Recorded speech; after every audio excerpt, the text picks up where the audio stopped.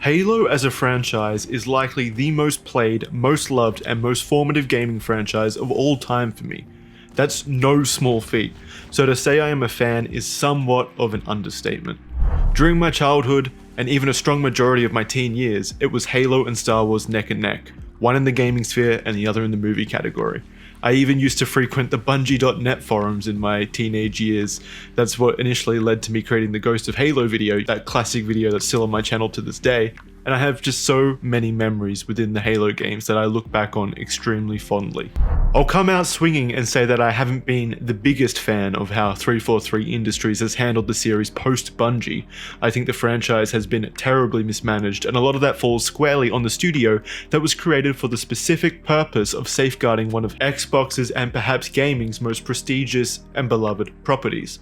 How you could squander a world as vast and teeming with potential as Halo with an almost unlimited budget from one of the largest corporations in the world is beyond me, but going into that further is also beyond the scope of this video. But it's all to say I was incredibly hesitant going into Halo Infinite, especially after the disaster that was Halo 5 Guardians. It's been well over a decade since what I and many others would consider the last truly great Halo title, that being Halo Reach, and even that at the time was extremely divisive amongst the community. So it is safe to say that it has been a while since the last great Halo game.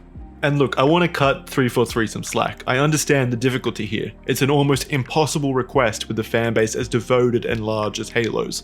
We want a title that's loyal to the roots, to the foundations that Bungie initially built, that incredible blend of having a perfect arena shooter, multiplayer package, and a campaign that told a compelling and exciting sci-fi soap opera story with memorable characters and incredible set pieces. But we also want something fresh, something exciting, and something different all at the same time. As an audience, we're not just content with the same old thing every time, allegedly. So yes, I understand the pressure on 343 is immense, especially again after how badly Halo 5 had butchered the Halo universe and just how badly it was received by the audience.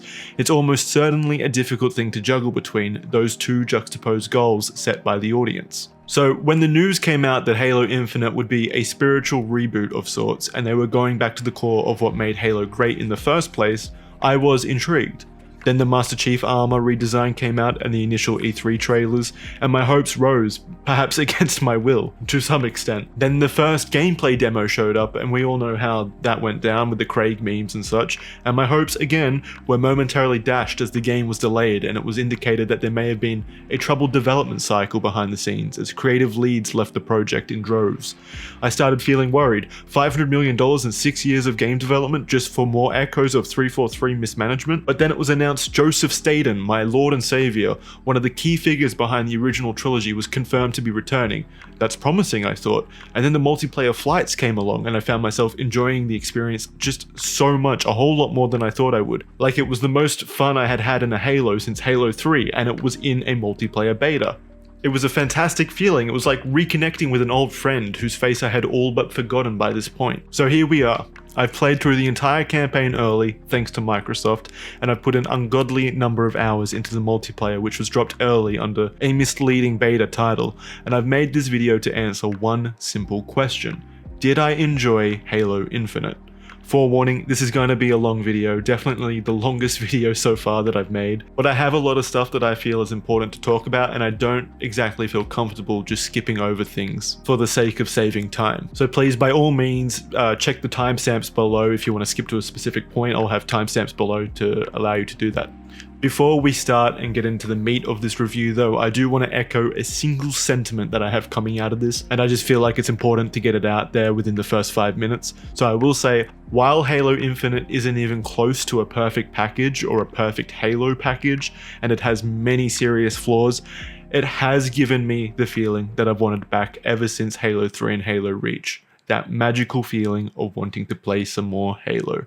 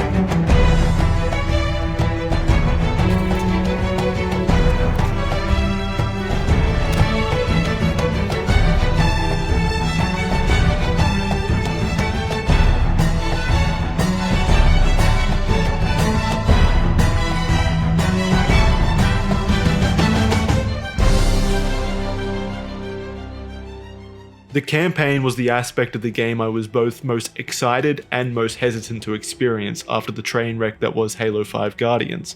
This is the last time I'll speak about this in the review, but I think it's very important to note for context that Halo 5 did not leave the core narrative of Halo in a very good place, and it was almost completely destructive to the overall quality. It was the type of narrative that made its universe and characters less compelling, and it impacted the entire series inadvertently as well due to its decisions that it made during the course of that narrative. Everything before it became less because of its existence. The best way I can think to put it is basically it was the Game of Thrones finale of the Halo franchise. So yeah, pretty bad.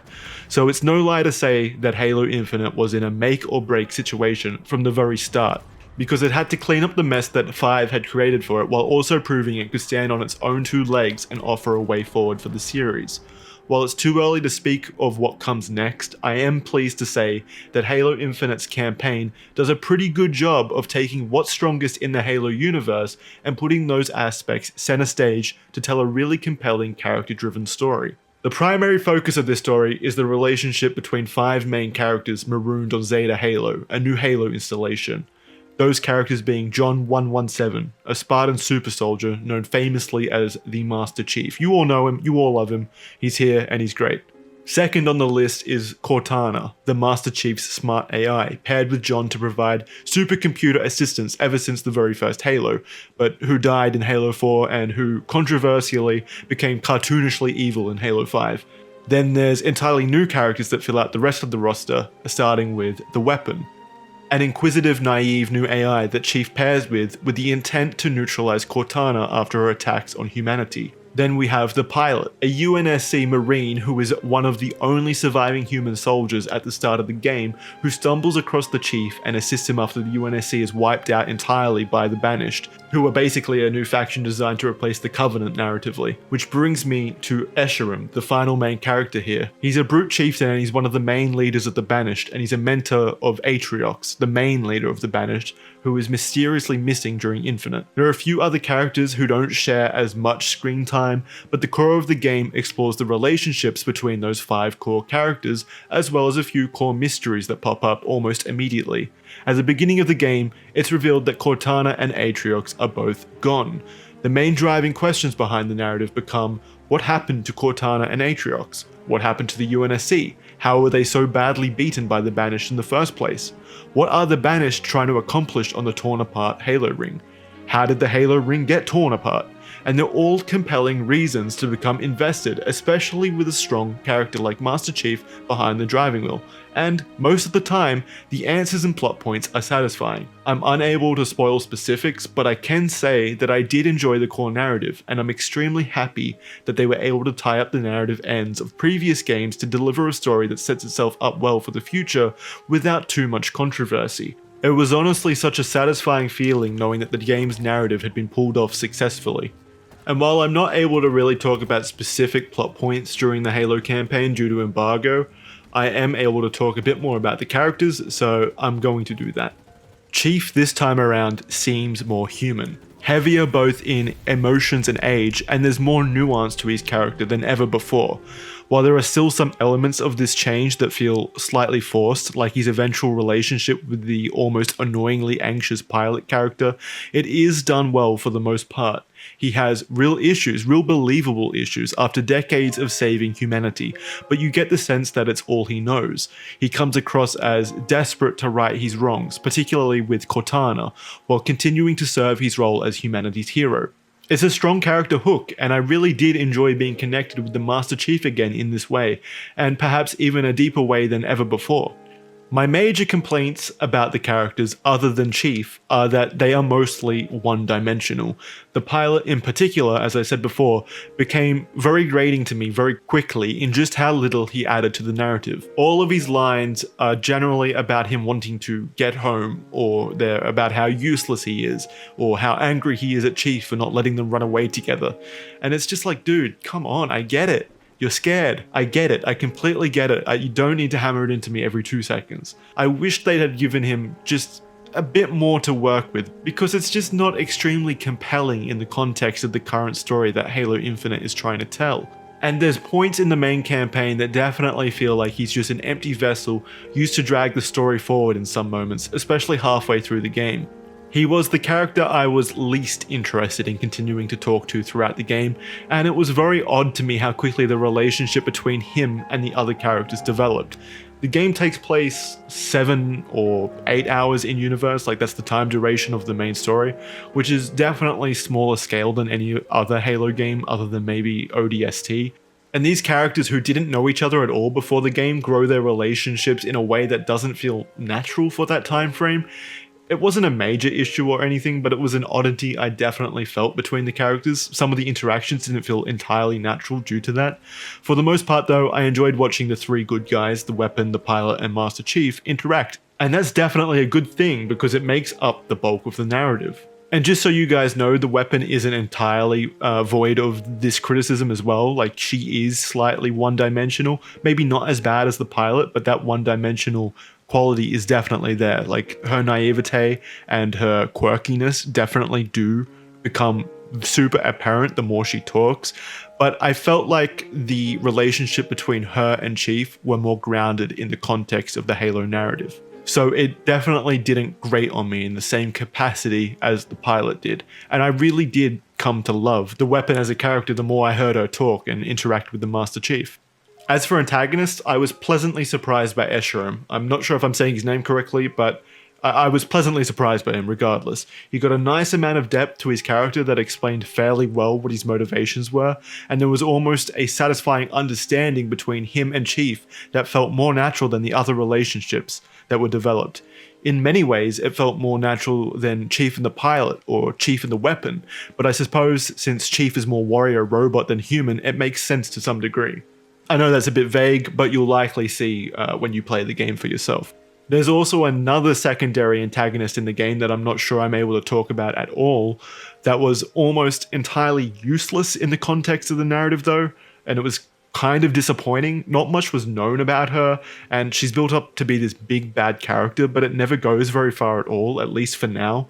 The conclusion of the game is fairly disappointing in that sense. It feels more like a question being raised rather than getting the answers you were wanting answered, at least for that particular antagonist. I think Escharum has a very good conclusion to his story, and so does the Master Chief, the Weapon, and Cortana stories in the game. They also get a very compelling and satisfying conclusion. But yeah, that secondary antagonist just didn't feel entirely rewarding, I suppose, and I'm not sure why she even needed to be included if they weren't going to do anything with her character. It's pretty difficult for me to talk about because of the embargo details and the rules I'm beholden to, but yeah, you'll see if you play the game eventually what I mean. I definitely think that secondary antagonist and the Pilot are the weakest links in this narrative, but overall I think they did a really good job with the narrative this time around. So at the end of the day, I'll sum up the characters and story by saying that I think they are the strongest part of the campaign, and I think 343 did a really good job telling a compelling Halo story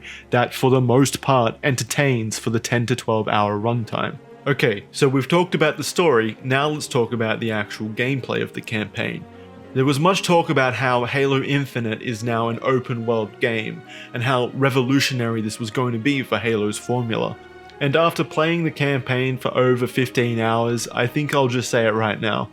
I think this was an extremely ill-conceived idea that has had large ramifications for the overall quality of the campaign as a whole. The open world in this game definitely isn't as bad as an Ubisoft open world game with a map filled to the brim with useless icons, but, you know, it's really not all that much better. It feels large yet barren, and almost all of it feels mostly pointless. The activities that you can do in the open world feel meaningless, or even worse, boring, and I didn't want to engage with them at all after the very first few outposts I cleared. This seems harsh already, and I do want to stress it's not offensively bad or broken, and it's a very good thing that it's all optional, but I don't think a Halo game is served well by optional content that you can safely ignore in the first place. That just means it's not additive to the experience. There is very little reason to explore Zeta Halo as well. From what I could tell, the only things worth engaging with were the banished outposts, open world mini-bosses, abandoned UNSC marine squads, and operating bases that you free from banished control. Everything else is vastly empty, vapid scenery for the sake of scenery. Overall, just not incredibly fun to engage with, and those activities that I just mentioned as well are very repetitive. There's not much there. There's no real reason to keep engaging with them or to explore the open world that 343 has created here. It really does seem like the open world design heavily limited what the team could do as well, as it negatively impacted the actual traditional campaign missions themselves. Trekking onto each new mission through the empty open world was laborious, and then since the campaign had to be locked to this one biome on this ring world due to the open world, the environments within the campaign were almost entirely samey. While other games had incredible scale, like take Halo 3 for example, with varied locations like the lush forests at the beginning, to the UNSC hidden base in the mountains, to a broken New Mombasa filled with smoke and debris, to a desert-filled Ark installation, to a Forerunner control room during the conclusion, or even take Halo Reach for example, which while set entirely on the same planets for the entire duration of the story, it had a beautiful sense of scale with varied locations and settings. This game does not, and I think it's entirely because the game had to be designed in this central open world sandbox hub. There are 3 unique settings in the game. First, you have the grassy ring world. This is the main open world setting and what you'll be walking through to each destination. Then there's the banished bases, which look nice, but they quickly become very samey if you interact with the open world activities semi-frequently. And then you have the same Forerunner facilities that you'll walk through for the entirety of the actual campaign missions. And they're not deeply different Forerunner facilities either. They are essentially the same ones ad nauseum. It was very disappointing to me to feel the scale, one of Halo's greatest strengths, pulled back so tightly in service of an open world that didn't feel enjoyable at all.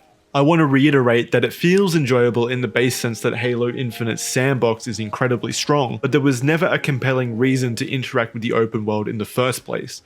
All of the open world activities lack strong narrative purpose because they were designed to be skippable, and they all felt mechanically the same. Could this have worked in some capacity? Possibly, but I don't think this was the moment to try it. And I get the notion that they wanted to create a situation like the Silent Cartographer. For those that don't know, that's a mission from Halo Combat Evolved that had a very strong exploration-based game design behind it, where you could go off in any direction and you generally find a way to continue the mission naturally. Back then it was open-ended and fun and well-designed, and I get wanting to recapture that feeling, but you could have succeeded in doing that within a traditional Halo campaign with large missions. I feel like the Halo campaigns have tended to always elicit that feeling anyway. They never felt oppressively linear. They've generally taken place in large mission sandboxes, and you've generally been able to use whatever tools and vehicles you find along the way to complete the mission. That's usually been the strong point in Halo campaigns, that feeling of the Silent Cartographer has never really disappeared, and it has existed in every single mission in some capacity, except for, astonishingly enough, in this game where they designed the entire thing to elicit that feeling in the first place. Now, that feeling is relegated to the boring open world where nothing ever feels worth doing, and the campaign has become more linear and less open-ended save for 1 or 2 missions. A lot of the missions are seriously just running through Forerunner corridors. It was incredibly disappointing in that sense, and I feel like the open world was entirely the reason why. Another way the open world detracts from the core mission gameplay is that there doesn't seem to feel to be any actual sense of progression in how the sandbox naturally opens up to you. Since you're able to spawn power weapons from bases you liberate, or vehicles like tanks, there's nothing that separates an endgame mission to a mission at the start. You fundamentally have access to the entire sandbox from the very beginning of the game, and that takes all of the gameplay-based surprises and twists out of the campaign itself. The best example I can think of for how Halo has treated this in the past is again from Halo Combat Evolved, the first Halo. Think about how you're drip-fed new vehicles and weapons throughout the duration of that campaign. You're not allowed to use a tank on the second mission, and you can't find a rocket launcher within the first 4 missions, and you get given the sniper rifle to play around with on the 3rd mission, but never before that. These moments are used as gameplay hooks. You see Banshees throughout the entire first half of the campaign until you're finally able to pilot one in Assault on the control room, and that's a rewarding feeling because you've seen them before you're able to use them. It adds excitement to the campaign as you're continuously finding new things that you haven't interacted with up until that point, and it makes each mission feel entirely unique. That feeling is lost in this game, as you're able to grind out open world activities to blandly unlock those things from bases. It feels soulless, and it doesn't elicit nearly the same amount of excitement from me than it would have in the past. Like, awesome, my reward for tediously walking around the open world to complete outposts was that I'm able to call in a new UNSC WASP whenever I want, but it would have been way cooler if that was given to me in a moment of actual impact, like during a large-scale Banished Air Assault mission, or a mission like New Alexandria from Halo Reach, but now I just have it to use whenever I want because I saved the exact same UNSC squad 16 times. It's just not nearly the same kind of feeling that I got from previous Halo games. That feeling of nothing in the sandbox changing throughout the campaign extends onwards to both enemy variety and the weapons themselves. Once you find a weapon selection that works, it'll be very easy to make sure you have those weapons constantly, and there was very little reason to change it up since you'll be facing the same enemies for the entire duration of the campaign. The developers make very little effort to spice it up on that front, but I feel like, again, the open world limits them on how they're able to innovate. So I played on Heroic, and the game didn't feel necessarily difficult. Almost all of my deaths were due to me getting one-shot sniped by jackals instead of actually getting outplayed by new engaging enemy AI. And don't get me wrong, the Halo Infinite sandbox is very robust and very fun to play around with, and I think the weapons are all great and the enemies are still very fun to fight. It's still all a massive plus in my book. I just wish that they had thrown new surprises at me during the campaign that would have forced me to use different tools to take them down. But there's only ever one new enemy type in the entire game, and they're akin to just being the Covenant drones from previous games. You know, those flying bug-like things that you generally kill very quickly in the previous campaigns. And the same can be said for these new enemies. They're called skimmers. They're new, but they're not entirely new, and they're just not entirely difficult to fight. They definitely don't require you to change around your playstyle or, pick up different weapons to take them out. And they are definitely the only new enemy type in the game, which was somewhat disappointing. Finally, one of the biggest ways the open world design has impacted the campaign for me was that it's entirely removed any way to replay missions once you've completed them. I have no clue how such a large oversight was made, but yeah, there is currently no way to replay missions once you finish them. I'm not sure if this was just for the preview build that I had played, but I'd be incredibly disappointed if the only way you're able to replay missions is to restart the entire campaign. If this makes it over to release code, I'll be once again, baffled by 343's decisions. But yeah, currently there's no way to replay missions once you've completed them. I put off hunting for skulls so that I could beeline the campaign as quickly as possible in anticipation for review embargo, but then I quickly realized I could never go back to search for them without restarting the entire campaign, and I was taken aback. I was like, surely I'm missing a button somewhere in this horrible UI. But nope, I could not find a single way to replay missions once I had completed them. Another weird thing is you can't make manual saves. Again, just extremely odd choices, and again, I'm unsure if that's just the preview code or not, but it would be incredibly bizarre and terrible if the game ships without those two inclusions, in my opinion.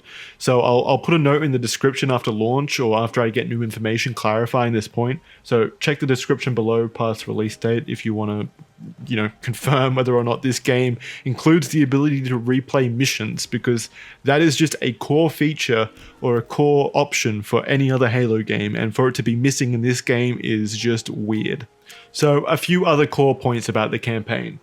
Objectives within the campaigns felt boring. They were mostly just shoot reactor cores or expose weak points to continue the mission, or you'd find data nodes to insert into terminals to open access doors.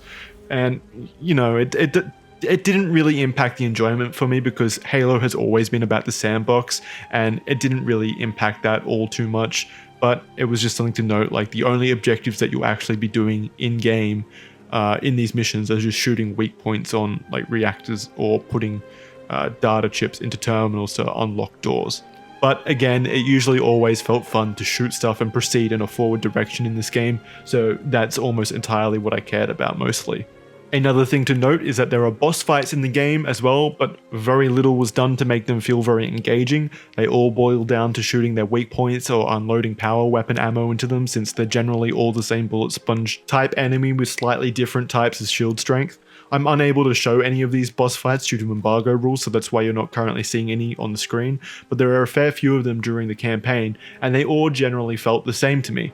I would have liked to have seen more narrative character development for the individual bosses as well, at the very least, so that it felt more impactful to fight them. There are only 2 from recollection at the very end that felt very satisfying to me due to various narrative reasons and slightly varied gameplay additions to their fights that made them more engaging. And my final note on the campaign, the soundtrack and audio. It's extremely good. They use the Halo themes very well, and a lot of the staples are used to great effect, and it's definitely more traditional than previous Halo titles, while still offering a few tracks here and there that felt different but enjoyable. Absolutely pleased to say that I have no complaints about any of the audio in the Halo campaign.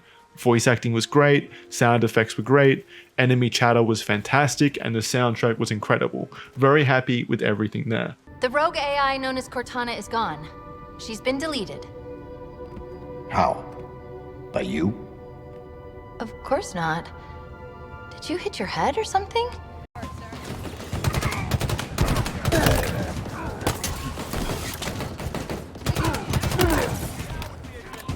I'm picking up reinforcements coming our way.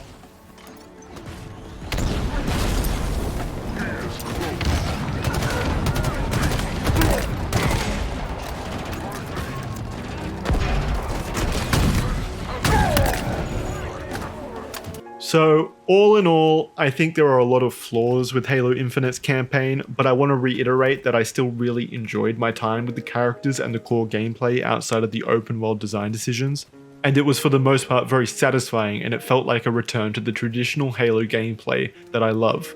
It was a compelling story held back slightly by those decisions that neutered its potential, but I still felt engaged, and I still had a lot of fun interacting with the core sandbox. There are many new weapons that feel enjoyable to play with, including the grapple hook, which is just so much fun.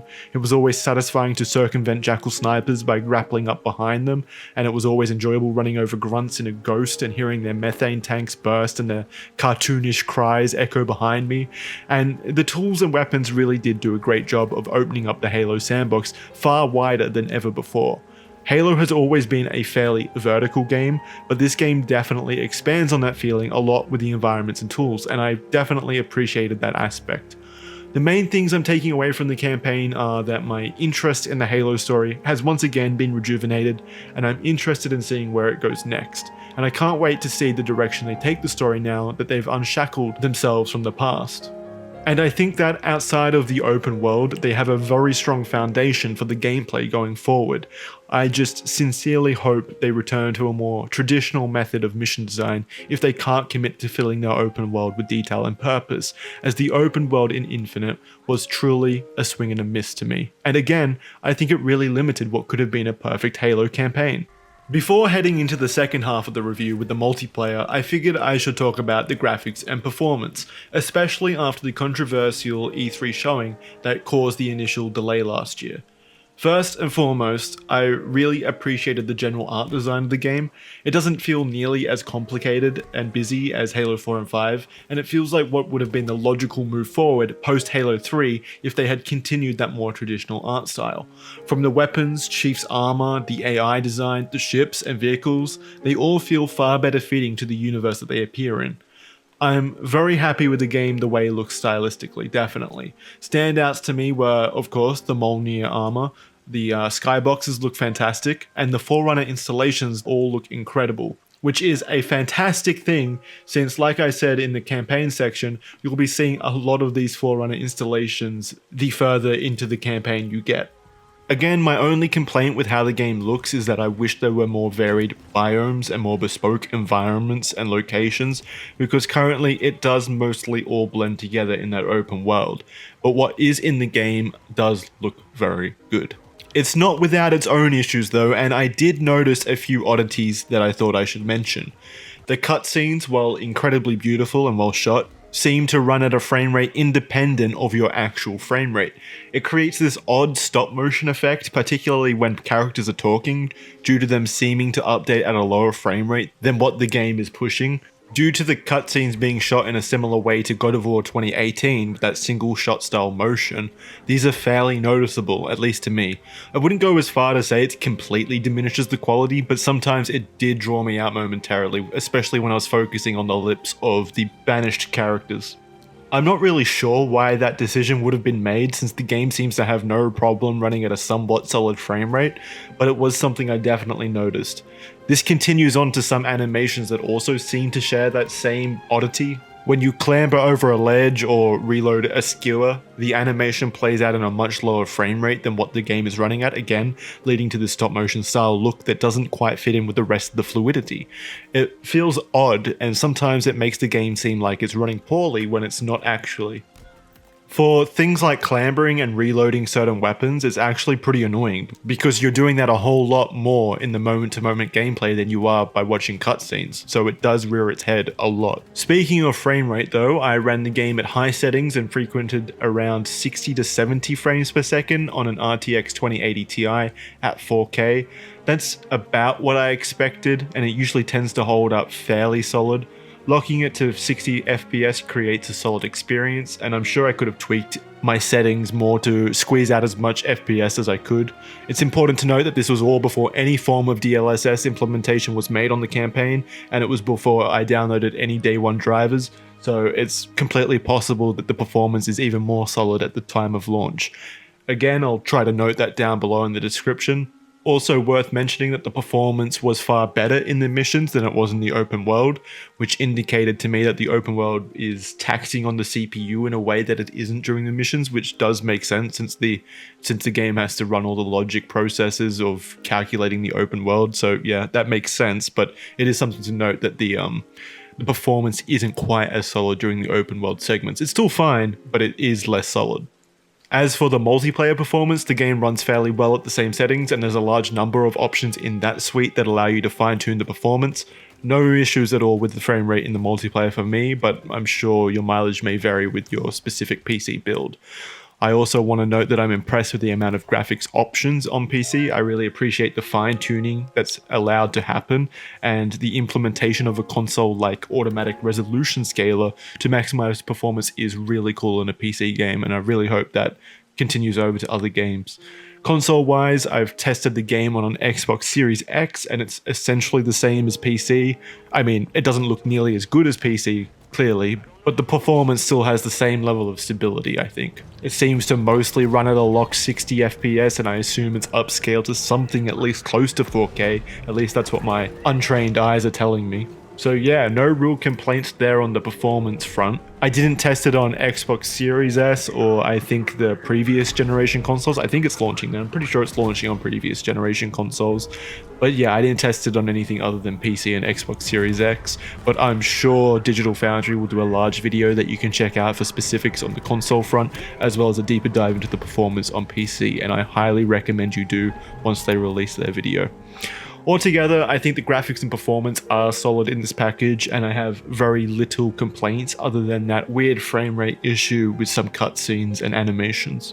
Okay, so now let's talk about the Halo Infinite multiplayer package. And what is Halo without multiplayer?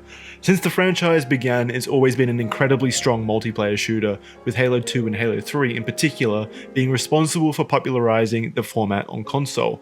I've got so many fond memories of Halo 3 with the customs and the addictive multiplayer, and I've been waiting ever since for something to recapture that same spark in me.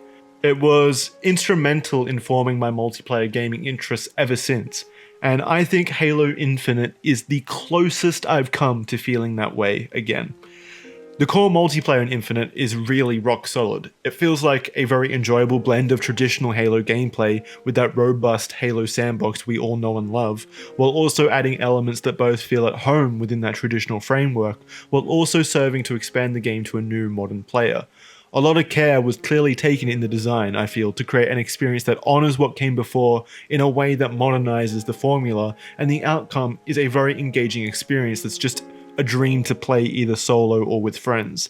In the moment-to-moment gameplay, server issues aside, it's an exceptionally fun arena shooter with a large number of weapons, tools, vehicles, and gadgets that you and your team can use to make each match feel fresh and exciting. The sandbox and map design are both elements that create this strong package, and they're both pulled off extremely well. Each of the maps are really good, and I don't have any particular favorite or least favorite yet, but I really enjoy all of them in different ways. I think they all operate in different Halo niches that we've come to love. You have Behemoth, a decently sized arena map with vehicle spawns, all the way down to Aquarius, a tight-knit corridor map with an open middle that reminds me of Halo 2's midship, and then all the way up to the big team battle maps like Fragmentation, which is similar to Valhalla from Halo 3. I don't think a single map is bad, and my only complaint about them so far is just the raw number of them. I was hoping for more than 10 maps, and while it's not the worst number of maps and it is in line with previous games, it would have been nice for a few extras with more varied aesthetics. With the absence of Forge currently, the map pool does feel smaller than previous games, even if it isn't technically, and that factor is a slight disappointment. But I can wait for more, especially if they hit on the same quality as the 10 included at launch. I previously mentioned that the sandbox is incredibly enjoyable, and it is, but there is still room for improvement in the weapons balancing specifically. Currently the standard AR outperforms many weapons, and there are some weapons that just don't feel worth picking up at all. For example, the Commando feels neutered compared to the likes of the DMR in Halo's past, and I'd typically rather just keep the AR and sidekick pistol to pull off quicker kills if given the option of picking up the Commando. The Pulse Carbine is almost entirely useless, as is the Ravager, and for some reason they took away the EMP capabilities of the Plasma Pistol. So yeah, these weapons could definitely use some kind of tweak to make them more viable, and I'm sure these changes will come eventually, but currently I avoid them like the plague. So yeah, there's still some balancing that the game could use, but for launch, I'm pretty happy with where it is currently. So now let's talk about the aspect of the multiplayer offering that I really can't stomach, and the aspect that drops this experience down a couple of points in my mind and makes it so much harder to recommend. And if I'm being completely honest, it's pretty much everything outside of the actual gameplay. So let's start with the playlists. I don't know who on the Halo Infinite team thought that shipping a Halo game with only 3 playlists was a good idea, but my god, how is there not a Slayer playlist at all? You solved this issue in Halo the Master Chief Collection. How can you regress this hard? I'm aware that they wanted to funnel as much of the population into these playlists to ensure quick matchmaking times, but you're a free-to-play game in one of the most popular shooter franchises of all time in a game that's been anticipated for 6 years, and this is launch, the most active time period you'll ever have. You shouldn't already be experiencing population issues, and you definitely shouldn't be basing your playlist selections around that fear. I just really don't understand why they are being so conservative with playlists. I just don't understand. It's a baffling decision, and yes, 343 makes many baffling decisions, but this one just feels so oddly abstract. Like, I just don't understand. There's no way that they didn't know this would be a pain point for the community, so why was there no period in that 6-year development time where this was fixed? It is without a doubt incredibly annoying that I can't choose what modes to search for, and again, Halo the Master Chief Collection nailed this by giving players incredible tools designed to let them choose specifics on what to search for in matchmaking, so they clearly know what works as they've done it in the past. If I want to search for exclusively 4v4 capture the flag games, I should be able to, but Jesus Christ, at least put a Slayer playlist option up permanently. It's a Halo staple, and it's what a strong majority of the player base come to Halo to play. There's really no getting around it. The playlists are embarrassing at the moment, and I really hope they are changed quickly. Also, please don't leave comments saying it's still in beta and this will all be updated for launch. Just how naive could you be? They're calling it a beta currently as a shield to protect them from criticism, and you're falling into that trap. This is launch code, and nothing substantial is going to be added to the game on launch day other than stability fixes. And anyway, my personal motto is, if you're charging for the product, or in this case, filling it to the brim with microtransactions, you don't get to call yourself a beta anymore. Anyway, speaking of microtransactions in the storefront, let's talk about progression and customization. Yeah, it's bad in this game. This game has some of the most neutered customization options and predatory monetization I've ever seen, at least definitely by Halo standards. I know this is a byproduct of it being free to play in a modern game, but man, I'm just so incredibly disappointed to see a beloved franchise fall prey to this kind of thing. The fact that the Halo Reach Battle Pass doesn't include all of the cosmetics from the Halo Reach game it is meant to portray, and in fact, the missing armor from Halo Reach, a 10-year-old game by the way that launched with a far more robust customization offering than Infinite, is limited to the store where it's sold for $20, is just disgusting. Like, it makes me feel gross that this is where the industry is now. And no matter what people say or yell like I'm doing right now, nothing is going to change because these companies make money hand over fist. So why would they change? $20 for one armor set is predatory and disgusting. And I wish the multiplayer wasn't free to play so that we were able to get a complete game at launch. But yes, I know, modern gaming in 2021, everyone. I know there are plenty of people who say that customization doesn't matter, and while yes, I agree to some extent since the gameplay is so good, Halo has had good customization in the past that did become a strong element to many players, and this feels like a genuine slap in the face for those players. It's a massive regression from the quality of previous games, and I think it's completely fair to complain about that. Just because it doesn't affect your enjoyment of the game, that doesn't mean that it doesn't affect other people's enjoyment, and it's definitely a viable complaint in my opinion. The game would have been far better served by monetizing the battle pass and offering a larger selection of armor pieces available from completing in-game challenges and feats, but currently, the system is just so oppressive and gross, I don't get any enjoyment from interacting with it at all. The entire meta systems surrounding the game have this air of corporate decision making that just make it all incredibly disjointed from the actually fun gameplay, and it lowers the quality of the overall package. Speaking of that, why on earth did there need to be challenges in this game? They just encouraged people to play their own mini games during team-based matches. Like, fantastic choice. I love seeing a teammate trying to get 10 kills with a fucking Ravager when they should be returning the goddamn flag. Why did shoulder pads need to be split apart on the battle pass? Why did the battle pass need to be full of challenge swaps and XP boosts? Why did armor cores need to be split in two so you have to unlock the same color palette twice if you want to use it across armor generations when it's fundamentally the same thing? Just why are there so many of these ass-backwards decisions that limit the amount of fun I can have with the game? Again, rhetorical question, I know, it makes them money, but man, it really does leave a bad taste in my mouth. The live service events also seem entirely useless as well, with the recent Fracture Tenrai event basically just being a disappointing advertisement for the storefront. And that's within the first 2 weeks of the early launch, by the way. It brought back Fiesta, another classic Halo game mode that should have its own social playlist offering permanently, in a bid to sell players samurai armor from the storefront. I have no clue how any of that makes sense or why Fiesta is now a limited time offering or what it has to do with samurais, but that's what happened. When these events were originally announced, I was expecting, bespoke maps with samurai themed gameplay or decorations or something to set it apart, as most events in other live service games typically do, but this was just lazy and it doesn't make me interested in participating in future events at all.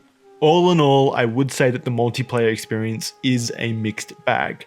It is incredibly fun in the moment-to-moment arena-based gameplay, which admittedly is what matters the most, and it truly has brought back feelings of what I love about Halo, but much like with how the campaign was packaged with the open world aspect that ended up limiting its strengths, the multiplayer is packaged with a progression, customization, and UI system that feels entirely incongruent with the fun experience it's trying to give players.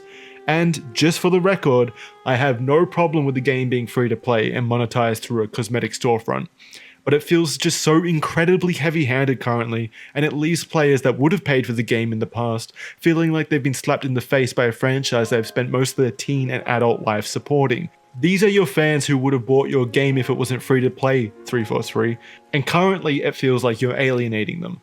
I know that this has already been a pretty, let's say, passionate part of the review, but I am quite frankly offended that they have the audacity to pretend like we're not still paying the exact same amount when you factor in that the campaign still costs $60. So what's really the difference on our end? We paid the same amount as previous Halo games, but we got an inferior product built for a free-to-play market? Like, fantastic. Now I have that yucky taste in my mouth again. Ideally, in this free-to-play economy that they've built, I think buying the campaign should give you a large amount of in-multiplayer armor options at the very least. At least however many armor pieces were available at launch during Halo Reach and Halo 4 and Halo 5, which was a hell of a lot more than paying customers are currently getting in Halo Infinite. I guess to sum up this section of the review, I would best describe the Halo Infinite multiplayer experience as extremely fun, but disrespectful to the audience who made Halo possible. And I know that sounds extremely dramatic, but it is the feeling I get currently from all of the systems surrounding the actually fun gameplay. So there we have it, Halo Infinite. Man, I really, really want to love it, trust me on that. But I'd have to be completely or willingly blind to ignore the flaws in the package. I feel comforted by the fact that it's probably the best mainline Halo game since Halo Reach, and it does feel like the natural progression that I wanted from the post-Bungie titles in many ways. But I also truly feel disappointed, yet again, that it comes shackled with a brand new array of 343 induced problems. This really could have been the perfect Halo game. It had the gameplay and story to get me there. It really did. But currently there are just too many flaws for me to say it's a truly great game. Side note, how on earth did they expect to ship this game last year when it's releasing now in a state that's missing features like Forge and co-op campaign, absolute staples of the franchise?